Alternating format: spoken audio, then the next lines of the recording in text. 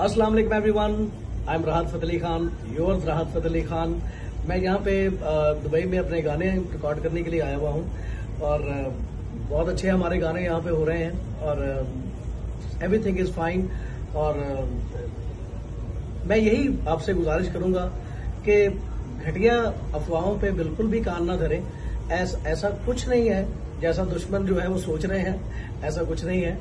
इंशाल्लाह ताला मैं जल्द अपने वतन अजीज में वापस आऊंगा, आप सब लोगों के पास आऊंगा और इंशाल्लाह ताला एक बहुत सुपर हिट गानों के साथ जो है वो आपको महसूस करेंगे। और इंशाल्लाह ताला मैं ऑल ओवर द वर्ल्ड के जितने भी मेरे फैन हैं उनसे मैं ये गुजारिश करता हूं कि घटिया खबरों पे, घटिया अफवाहों पे बिल्कुल कान न धरें, अपना भी वक्त जाया ना करें और अपने आर्टिस्ट को भी जो है वो इतना जो है वो आप उठा के रखिए। आपने उठाना है तो आपका आर्टिस्ट जो है वो आपके साथ खड़ा है।